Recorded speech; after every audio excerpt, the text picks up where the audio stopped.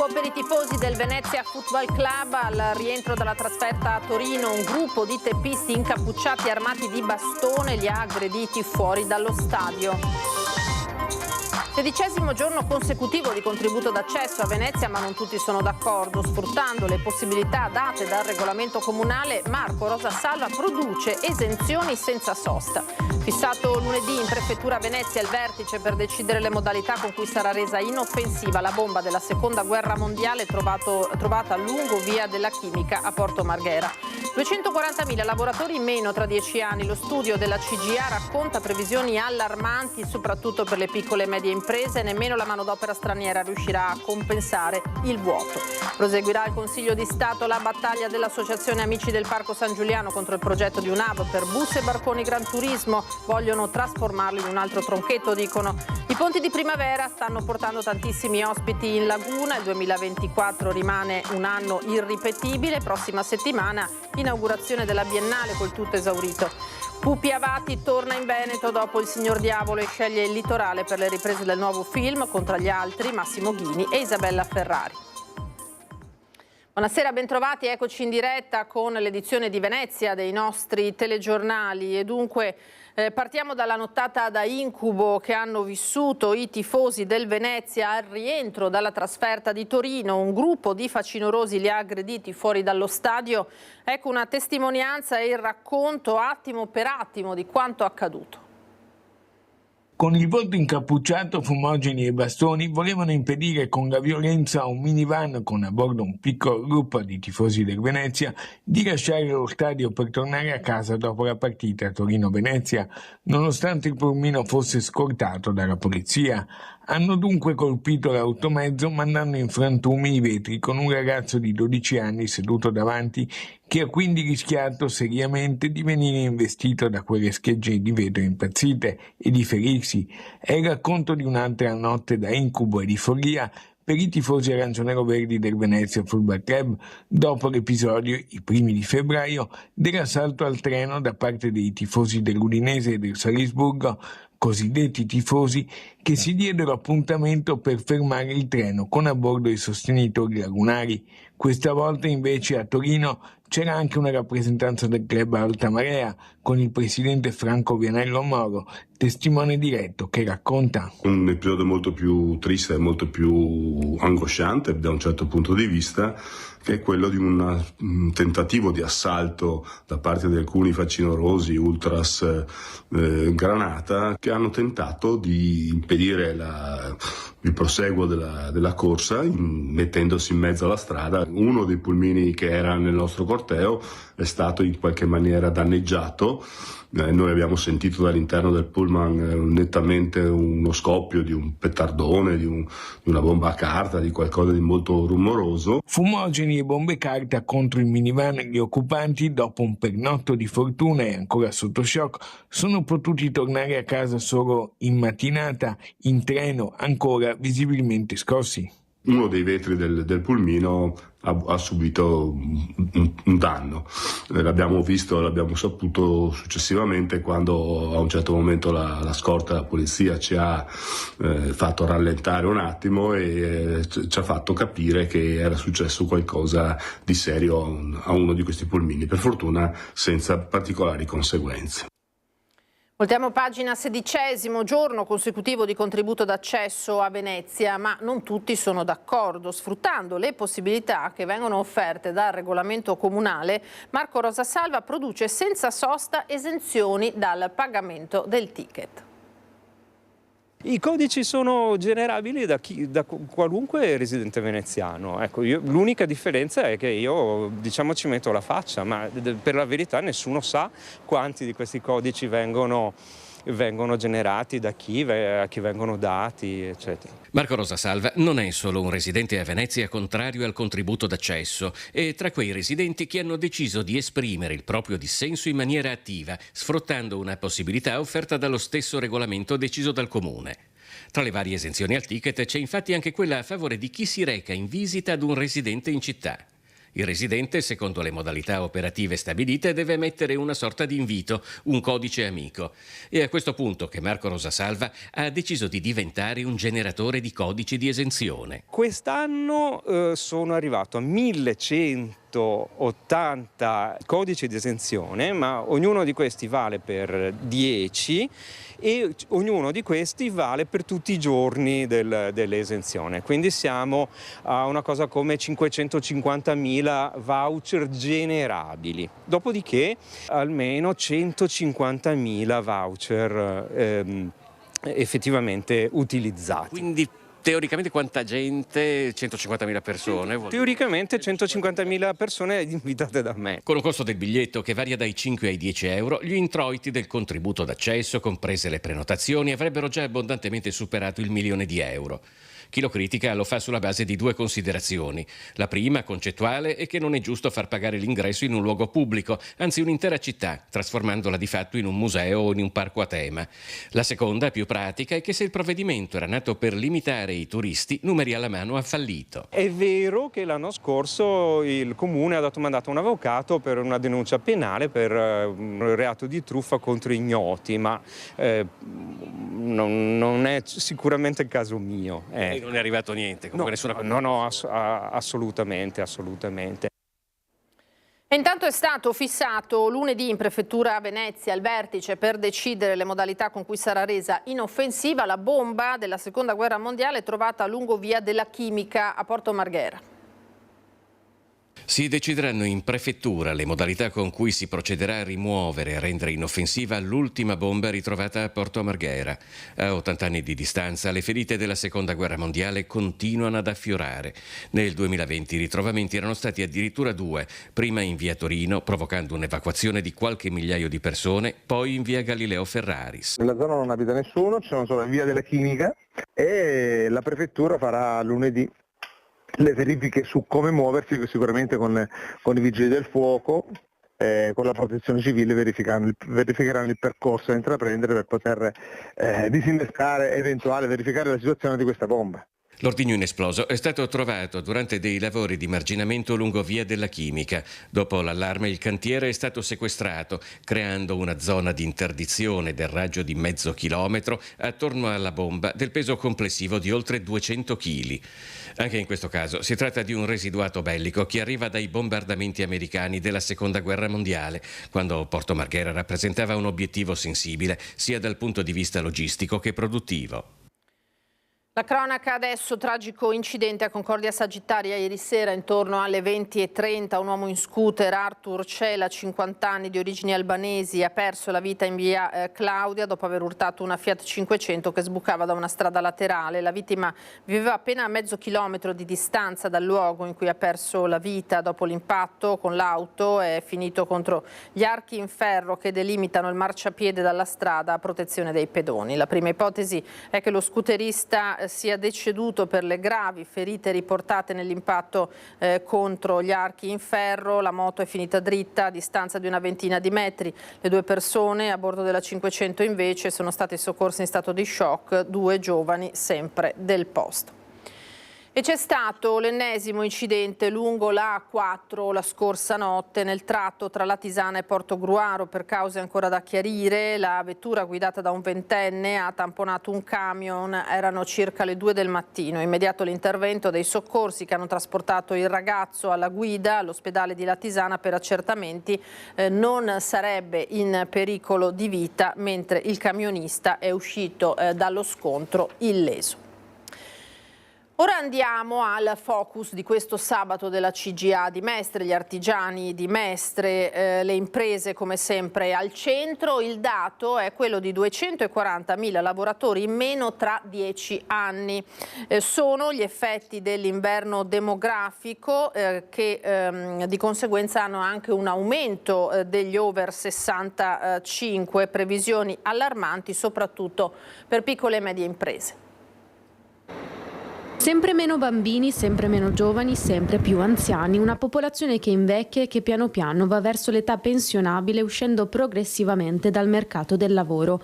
In Veneto la popolazione diminuirà di quasi 240.000 lavoratori in 10 anni. Lo studio realizzato dalla CGIA di Mestre mostra come le proiezioni demografiche infatti stimino che tra un decennio la platea di persone in età lavorativa diminuirà di circa l'8%. Se alla recessione demografica aggiungiamo l'instabilità geopolitica, i dazi, la transizione energetica e quella digitale, nei prossimi anni anche le imprese venete sono destinate a subire dei contraccolpi spaventosi. È evidente che tutto questo avrà delle conseguenze negative anche sulla crescita economica. Nei prossimi anni le imprese, soprattutto le piccole e medie, sono destinate a subire contraccolpi negativi. La difficoltà nel reperire giovani lavoratori da inserire nelle aziende artigiane è un problema sentito e già attuale e i dati raccontano un futuro ancora più complesso. Nemmeno il ricorso alla manodopera straniera potrà risolvere completamente la situazione. Tutto ciò comporterà un progressivo rallentamento del PIL. Con una popolazione sempre più anziana e meno giovane si dovrà poi affrontare un aumento rilevante della spesa previdenziale, sanitaria e assistenziale, con implicazioni negative anche sui conti pubblici. La CGIA sottolinea infatti che una ridotta presenza di giovani under 30 e un'alta incidenza di over 65 potrebbero determinare ripercussioni negative su settori economici strategici, comportando dunque una contrazione strutturale del PIL. Ecco perché è necessario che a livello europeo si cominci a discutere di un nuovo piano di aiuti e di ripresa, un nuovo Next Generation, questa volta però dedicato rigorosamente al mondo del lavoro. Continuare a onorare la memoria e l'impegno di Papa Francesco, tornando presto in mare nelle acque del Mediterraneo centrale a portare aiuto a chi soffre. I volontari di Mediterranea sono pronti a una nuova missione. I volontari di Mediterranean Saving Human sono pronti a tornare presto in mare per una nuova missione umanitaria per portare soccorso e aiuto ai migranti in difficoltà, come ha sempre chiesto loro durante tutti gli incontri avuti Papa Francesco, e la prossima missione, che è già pronta a partire, avrà proprio una benedizione speciale dall'alto, una dedica e un ricordo particolare di Papa Bergoglio. In questi anni, davanti a tutte le difficoltà che si sono presentate per gli ultimi del mondo, in modo speciale per i migranti e per chi pratica la solidarietà verso di loro, davanti a tutte le difficoltà Papa Francesco è sempre stato un fratello maggiore che ci ha presi per mano e ci ha guidati attraverso le tempeste.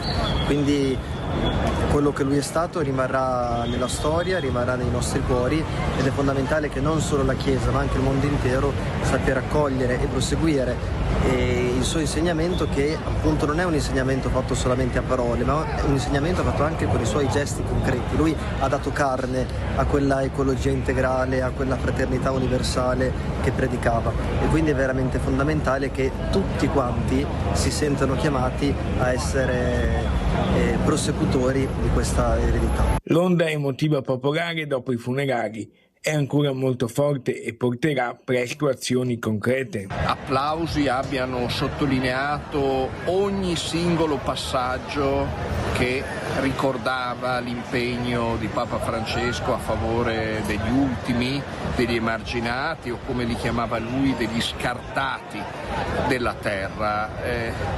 Una testimonianza appunto del popolo di Papa Francesco, che chiede evidentemente una cosa alla Chiesa: di continuare nella sua opera, di continuare nel solco che Papa Francesco ha tracciato, nel continuare con questo forte messaggio di inclusione, di fratellanza, di pace contro le guerre e chi sulle guerre fa profitti.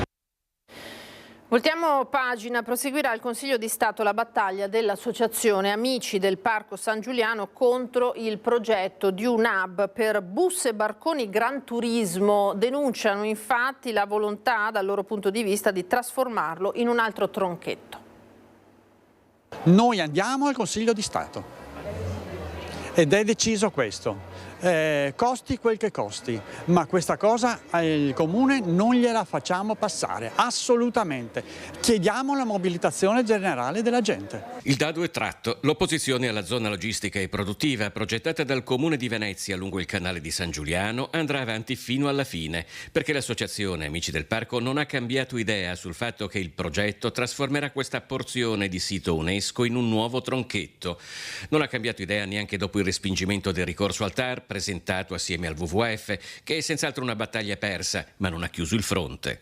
Il TAR ha giustificato il provvedimento dell'amministrazione comunale dicendo che in fin dei conti, come titola il provvedimento stesso, il Comune ha inteso intervenire su un'area degradata, ma l'area ha già una destinazione d'uso ed un vincolo e quindi doveva intervenire con altri strumenti di sviluppo del parco, non di chiusura, di cancellazione di 10 ettari destinandoli prevalentemente a speculazione privata. 2 parcheggi, anche una fermata di pullman per andare direttamente a Venezia, una moltiplicazione di questi accessi a Venezia che non ha niente a che vedere con l'idea del parco. Il parco deve essere un parco naturale, deve avere delle attrezzature, ma non essere occupato da una serie di edifici e di parcheggi, non ha senso. Alle 10:30 di sabato 10 maggio è fissato un incontro al Teatro Colbe di Via Leardi per ribadire la ferma volontà ad un futuro diverso per il Parco San Giuliano, più in linea con il progetto di chi l'aveva ideato.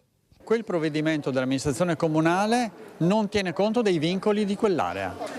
Quell'area è un sito UNESCO e per di più c'è il PALAV, che è il piano ambientale territoriale, diciamo così, che comprende il Parco di San Giuliano con tutta l'area del Canal Salso. Quello che si teme, insomma, è la trasformazione di quell'area in un centro di autobus e lancioni Gran Turismo verso Venezia, in un'economia monoturistica che oramai schiaccia anche Mestre. Non a caso anche a San Giuliano è previsto un grosso ampliamento di un albergo già esistente. E ancora quei 2 alberghi che hanno fatto al tronchetto, anche lì sempre più alberghi, si continua a dire che bisogna ridurre l'accesso dei turisti a Venezia e governarla, invece non lo si governa per nulla, si aumenta e basta. I ponti di primavera intanto stanno portando moltissimi ospiti in laguna. Il 2024 rimane però un anno irripetibile per il turismo e la prossima settimana per la preapertura e inaugurazione della Biennale di Architettura si arriverà al tutto esaurito il bilancio degli albergatori. Venezia è presa d'assalto da turisti di ogni parte del mondo in questi giorni di lunghi ponti di primavera a partire da Pasqua e dalla prossima settimana, con la preapertura e poi l'inaugurazione della Biennale di Architettura, si entra nel momento clou, il bilancio degli albergatori. C'è moltissimo afflusso negli alberghi veneziani, c'è ancora posto, ovviamente a prezzi piuttosto elevati. Possiamo fare un confronto già con l'anno scorso, possiamo dire stesso numero di pernottanti ma minori fatturati, ma tutto ciò non deve preoccupare, era prevedibile.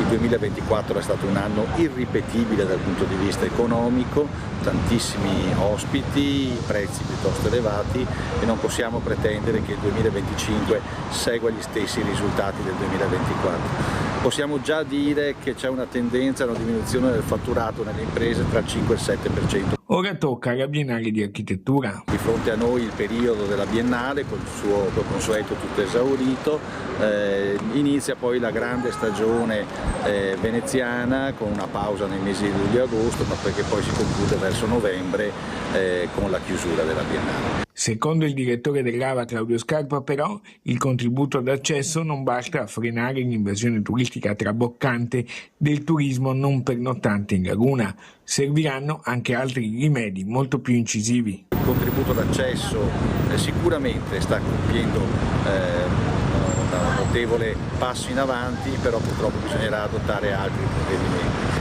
A mio modo di vedere il piano benevolo che fermava il turismo pendolare sulla fronda lagunare va implementato. Il cinema Pupi Avati sceglie nuovamente il Veneto come set di un suo film dopo Il Signor Diavolo, che lo aveva visto girare in provincia di Rovigo nel 2018. In questi giorni il regista sarà impegnato sul litorale veneto per il nuovo lavoro prodotto da 2A Film con Rai Cinema. Porgo il mio benvenuto a Pupi Avati, le parole del presidente Luca Zaia. È per noi un grande orgoglio ospitare una produzione così importante con un cast di rilievo che comprende tra gli altri gli attori Massimo Ghini, Isabella Ferrari, Lina Sastri, Giuliana Dessio, Sebastiano Somma, Pino Quartullo, Morena Gentile, Massimo Bonetti. Dalla Piana del Cansiglio, scelta da Ridley Scott, alle spiagge, il Veneto si conferma sempre più attrattivo per le grandi produzioni cinematografiche. Ringrazio la Veneto Film Commission che fornisce supporto alle produzioni, rendendo il Veneto una regione ospitale e all'altezza delle necessità delle produzioni, ha concluso il presidente Zaia. Dal cinema allo sport, Venezia e Torino legate da un rapporto speciale dopo la tragedia di Superga, a cui il club arancio-nero-verde ha voluto rendere omaggio con un semplice gesto ma carico di significato. 4 maggio 1949, nell'anniversario di questa tragica data, prima della partita contro il Torino, una delegazione del Venezia Football Club ha reso omaggio al grande Torino, recandosi nella Basilica di Superga, nel ricordo della immane tragedia del 4 maggio 1949. Come vediamo in questa immagine, una delegazione del club arancio-nero-verde guidata dal direttore sportivo Filippo Antonelli, con il responsabile dell'area tecnica Cristian Molinaro, l'allenatore Eusebio Di Francesco e i dirigenti Tancredi Vitali e Andrea Rog, ha deposto una corona di fiori e una sciarpa del club davanti alla lapide commemorativa. Un gesto semplice che testimonia però un legame forte tra le due società, di quel grande Torino che perse la vita nel volo aereo al ritorno di una partita amichevole in Portogallo contro il Benfica. Facevano parte anche gli ex neroverdi Ezio Loic e Valentino Mazzola e Aldo Ballarin, quest'ultimo come suo fratello Dino, anche lui tra le vittime della tragedia, originario di Chioggia. L'emozione del mister Eusebio Di Francesco. Bellissima sensazione. Ho capito ancora di più andando a Superga cosa significa il vecchio cuore granata, o insomma quello che è accaduto tantissimi fa, il rispetto e il valore che danno i tifosi a questa tragedia. Durante la partita un lieve malore ha colpito l'ex condottiere arancio-nero-verde Paolo Vanoghi. C'era il rigore, però il mio primo pensiero è andato su di lui perché ho visto una scena che non mi era piaciuta e mi ero preoccupato di Paolo. Volevo accettare che fosse tutto a posto. A fine gara però alcune decisioni dell'arbitro, secondo Di Francesco, hanno ancora una volta penalizzato troppo la sua squadra nell'1-1 finale. Domenica scorsa il risultato combinato uguale, oggi non lo condivido per niente. La scelta dell'arbitro, la scelta del VAR, che faccio ancora fatica a capire quando è rigore. Era l'ultimo servizio, grazie per essere stati con noi. Adesso le previsioni del tempo. Una buona serata, arrivederci.